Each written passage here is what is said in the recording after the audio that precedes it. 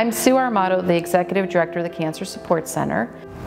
My name is Cynthia Turnquest. I am the Director of Outreach and Strategic Partners with the Cancer Support Center.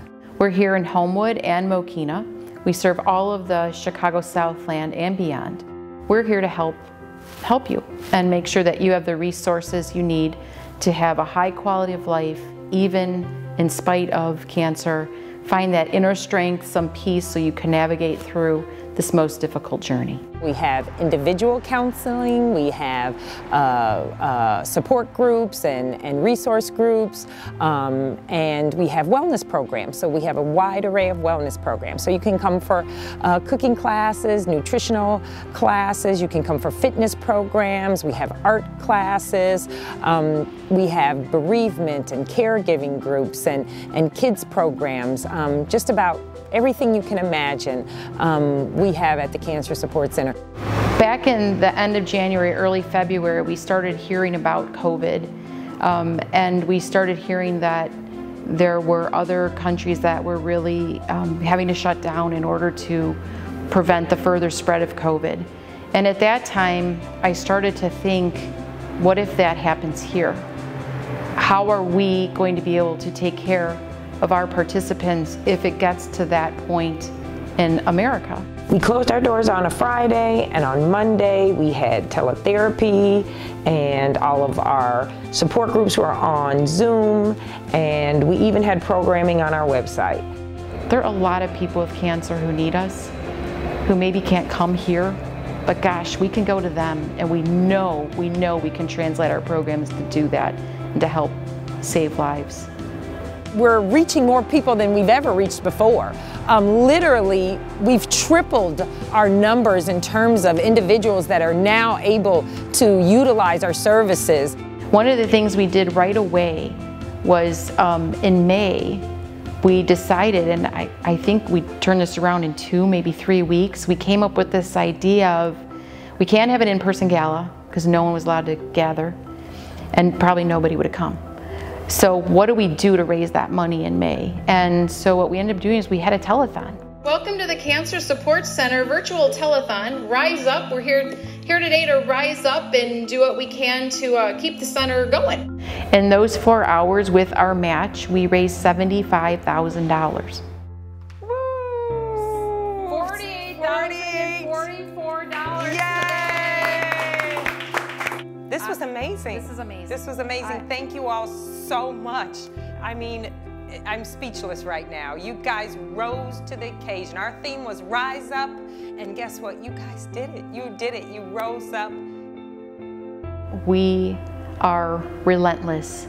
We care so deeply about our participants that we will never give up on them and helping them get through this terrible disease.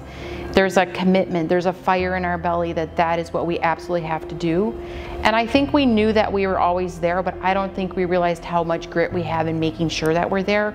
But everybody stepped up to do it. And I think when you realize that you have that grit and you realize that you actually are going to go to the mat for this, it changes what you believe you can do.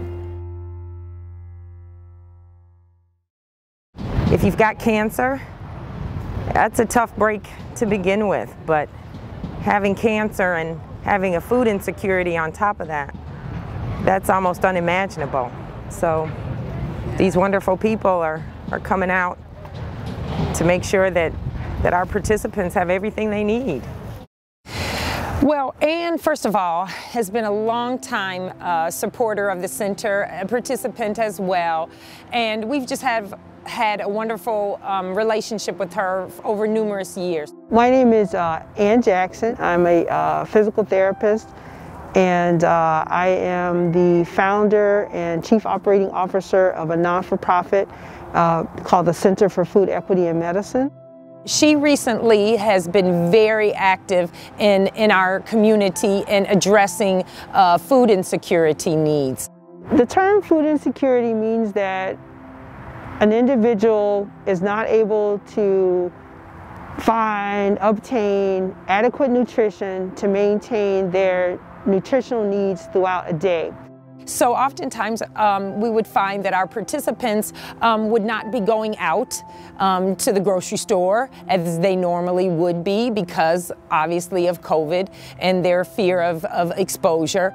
This was a huge issue, a barrier that we needed to address. So by partnering with Ann and her organization, we're able to, on a monthly basis, bring all of these grains and fresh fruits and vegetables and all of these other nutritional foods to our participants.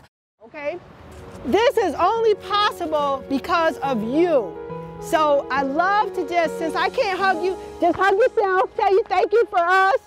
Thank you so much, because we don't have any money, but we still show up and we still do this. And we do it because each and every one of you, especially my husband Aubrey, give to us and help us and make this possible. And I am so grateful for each of you. We do take the time to find out, what do you like to eat? When do you eat it? Where do you like to get it? And that differs a lot from the traditional drive up, get a box, and it's a surprise box, you have no idea.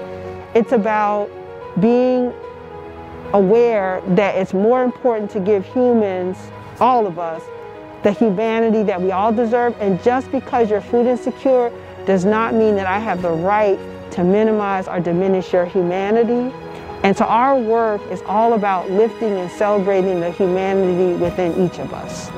And we even had a few families that, as I called, or a few recipients that as I called, began to cry because they are really struggling. Maybe it's with their cancer, maybe it's with the pandemic. And just to know that a stranger cared enough to do this again meant the world to them. It's one thing to have cancer, but it's a whole nother level of stress to have cancer during COVID. So now, even more so, the Cancer Support Center is a crucial component to the healing plan for anyone that's battling cancer.